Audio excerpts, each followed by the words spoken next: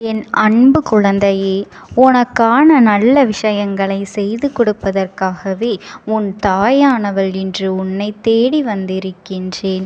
என் தங்க குழந்தையே, இன்று உன் அம்மா உனக்கு சொல்ல வந்திருக்கின்ற செய்தி மிக முக்கியமான செய்தி. இதனை கேட்டு நிச்சயமாக நீ பெருமகிழ்ச்சி அடையப் போகின்றாய். என் தங்க குழந்தையே, இந்த அம்மாவின் வாக்கினை நீ பின்பற்றி நடந்தால் உனக்கு வாழ்க்கையில் எந்த ஒரு கஷ்டங்களும் நிச்சயமாக உன்னை தேடி வராது. இன்று உன் அம்மா உனக்கு ஒரு முக்கியமான செய்தியை சொல்வதற்காக வந்திருக்கின்றேன். ஏனென்றால் அதற்கு ஒரு காரணம் இருக்கின்றது. அதனை உன்னால் புரிந்து கொள்ள முடியும் அல்லவா? என் தங்கமே, உன்னுடைய குலதெய்வத்திற்கு உன்னுடைய குடும்பத்தில் இருக்கின்ற ஒரு நபரின் மீது அதிருப்தி ஏற்பட்டிருக்கின்றது. அந்த அதிருப்தியானது இன்று உன்னிடத்தில் பேச வேண்டும் என்று அவர்களை தூண்டி இருக்கின்றது. எல்லாவற்றிற்கும் ஒரு மிகப்பெரிய காரணம் ஒன்று இருக்கின்றது என் தங்கமே. அதற்கு காரணம் என்ன தெரியுமா? உன்னுடைய குலதெய்வத்தின் மனதில் இருக்கின்ற நீங்காத அந்த வேதனைதான். நம் குலத்தில் இருக்கின்ற அவர்களே இது போன்று செய்கின்றார்களே என்று மிகுந்த மனவேதனையில் இருந்து கொண்டிருக்கின்றார்கள். என் பிள்ளையே, உன்னுடைய மனதில் இப்பொழுது என்னென்ன எண்ணங்கள் ஓடுகின்றது என்பதனை எல்லாம் உன் அம்மாவினால் புரிந்து கொள்ள முடிகின்றது. என் குலத்தில் யார் அப்படி செய்கின்றார்கள்? இப்படிப்பட்ட ஒரு சூழ்நிலையை உருவாக்கி இருக்கின்றார்கள். குலதெய்வத்திற்கே அவர்கள் மீது வெறுப்பு வருகின்றது என்றால் அப்படி என்ன நடந்துவிட்டது என்று நீ நினைக்கின்றாய் அல்லவா? என் தங்கமே, இதை நீ உன் குலதெய்வத்தின் வாயாலேயே கேட்டுக்கொள்ள வேண்டும். இப்பொழுது இந்த அம்மா உன்னுடைய குலதெய்வத்தின் வாக்கினை அப்படியே சொல்கின்றேன். அவர்கள் என்னிடத்தில் என்ன சொன்னார்களோ அதை நான் உன்னிடத்திலே அப்படியே சொல்லிவிடுகின்றேன். அது என்ன என்பதனை நீ முழுமையாக புரிந்து கொண்டு அதன்படி நடந்தால் உன் குடும்பத்தில் என்ன நடந்தது, எதனால் இப்பொழுது இப்படி நடக்கின்றது என்பதனையெல்லாம் நீ தெரிந்து கொள்வாய். என் அன்பு பிள்ளையே, இதோ உன் குலதெய்வம் சொல்வதை நீ முழுமையாக கேள். என் தங்கமே, நான் தான் உன்னுடைய குலதெய்வம். என்னுடைய குலத்தில் இருக்கின்ற எல்லா குழந்தைகளையும் நான் ஒன்று போலதான் பார்க்கின்றேன். அதுபோல அவர்களும் எல்லோரும் ஒற்றுமையாகத்தான் இருப்பார்கள் என்று நான் இதுநாள் வரையிலும் நினைத்து கொண்டிருக்கின்றேன். நான் இங்கே பாடுபடுவது என்னுடைய குலத்தில் இருக்கின்ற எல்லா குழந்தைகளுக்கும் சந்தோஷமாக இருக்க வேண்டும். அவர்கள் எப்பொழுதுமே ஒற்றுமையாக இருந்து இந்த குலத்தை நல்லபடியாக வழிநடத்த வேண்டும். எனக்கு பூஜைகளை செய்யும் பொழுதெல்லாம் இவர்கள் ஒற்றுமையாக நின்று கொண்டிருக்க வேண்டும் என்றுதான் நான் நினைக்கின்றேன். ஆனால் இவர்களோ இப்பொழுது என்ன செய்து கொண்டிருக்கின்றார்கள் தெரியுமா? என் பிள்ளையே, உனக்கு இந்த விஷயம் தெரிந்திருக்க வாய்ப்பில்லை. ஏனென்றால் அவர்கள் என்னிடத்தில் வந்து சொன்ன விஷயம் என் நெஞ்சை பிளக்க செய்து விட்டது. எனக்கு மட்டும்தான் அந்த விஷயம் தெரியும். என் பிள்ளையே, உன்னை பற்றி அவர்கள் என்ன சொன்னார்கள் என்பதனை நான் மட்டும்தான் அறிவேன். அது எத்தனை பெரிய தவறான விஷயம் என்பதனை உனக்கு தெரிந்த பிறகு நீ அதை உணர்ந்து கொள்வாய். இதனை கேட்ட பின்பு அவர்கள் என்ன நினைக்கின்றார்கள் என்பதனை அவர்கள் மீது நான் மிகப்பெரிய வெறுப்பில் இருந்து வருகின்றேன். என் குழந்தையே, மிகப்பெரிய துரோகத்தை உனக்கு செய்ய வேண்டும் என்று என்னிடமே வந்து கேட்கின்றார்கள். நீ என்னுடைய குலசாமி அல்லவா? என் மனதில் இருக்கின்ற இந்த வேதனையை போக்கி தந்து விடமாட்டாயா?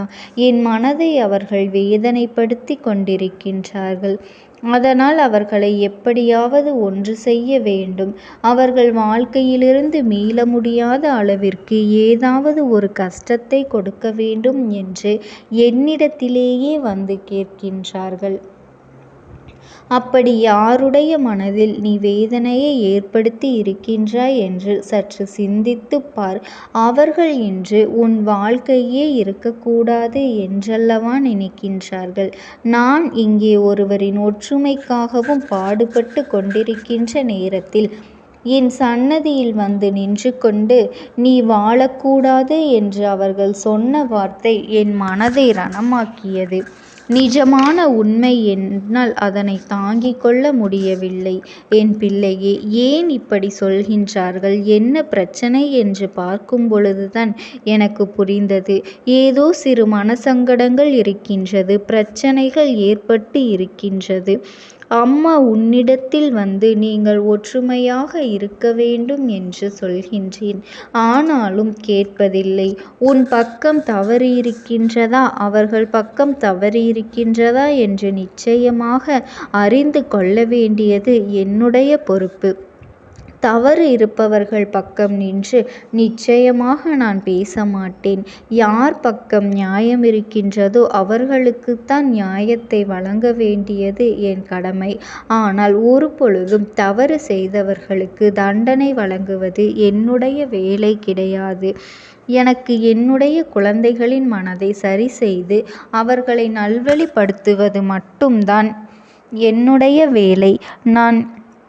நான் நல்வழிப்படுத்துவதற்காகத்தான் இத்தனை பாடுபட்டு கொண்டிருக்கின்றேனே தவிர ஒரு பொழுதும் யாருக்கும் எந்த தண்டனையும் கொடுக்க வேண்டும் என்று நினைக்கவில்லை. உனக்கு இது போன்று செய்ய வேண்டும் என்று நினைத்தவர்கள் இன்னும் என்னவெல்லாம் செய்ய துணிவார்களோ என்று தெரியாமல் தான் நான் சற்று மனக்குழப்பத்தில் இருந்து கொண்டிருக்கின்றேன். என் தங்க குழந்தையே, ஒன்றை நீ நன்றாக புரிந்து கொள்ள வேண்டும். யாரிடத்திலும் உனக்கு என்ன மனக்கசப்புகள் இருந்தாலும் சரி, அந்த மனக்கசப்புகளை எல்லாம் உன்னிடத்திலிருந்து தூக்கி எறிந்துவிட்டு எந்த ஒரு சண்டைகளும் இல்லாமல் அவர்களிடத்தில் இது வேண்டாம், நாம் ஒற்றுமையாக இருக்க வேண்டும் என்று விட்டு கொடுத்தாவது போக வேண்டும். அதற்காக நீ எல்லாவற்றையும் பொறுத்து கொண்டு செல்ல வேண்டும் என்று உன் குலதெய்வம் சொல்லவில்லை. எதுவாக இருந்தாலும் அதை என்னிடத்தில் விட்டுவிடு என்றுதான் சொல்கின்றேன். என் தங்கமே, நீ என்னிடத்தில் விட்டுவிட்ட பிறகு அதையெல்லாம் நான் பார்த்து கொள்வேன். அது என்னுடைய பொறுப்பு அல்லவா? அதன் பிறகு அவர்களுக்கு நான் என்ன செய்ய வேண்டுமோ அதை நான் செய்து விடுகின்றேன். பணம் இருக்கின்றது, பதவி இருக்கின்றது என்று சிலர் ஆடுகின்ற ஆட்டமெல்லாம் கொஞ்ச நாள்தான். அதை பற்றியெல்லாம் என் குழந்தையே நீ கவலைப்பட வேண்டாம். நான் எல்லாவற்றையும் பார்த்து கொண்டுதான் இருக்கின்றேன். யாரெல்லாம் நீதியை தர்மத்தை மீறி நாம் குலத்திற்கு அவமானத்தையும் அவப்பெயரையும் உண்டாக்குகின்றார்களோ அவருக்கான தண்டனை நிச்சயமாக உண்டு. அதை நீங்கள் எல்லோருமே பார்க்கத்தான் போகின்றீர்கள். என் குழந்தையே, உன்னுடைய மனதில் இருக்கின்ற வேதனைகளுக்கெல்லாம் நான் இப்பொழுது உனக்கு பதிலை தந்து விடுகின்றேன்.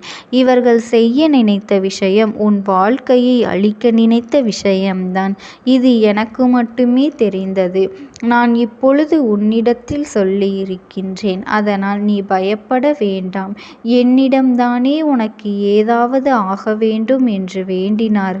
அப்படி ஏதாவது ஆக வேண்டும் என்றால் அது என்னை தாண்டித்தான் ஆக வேண்டும்.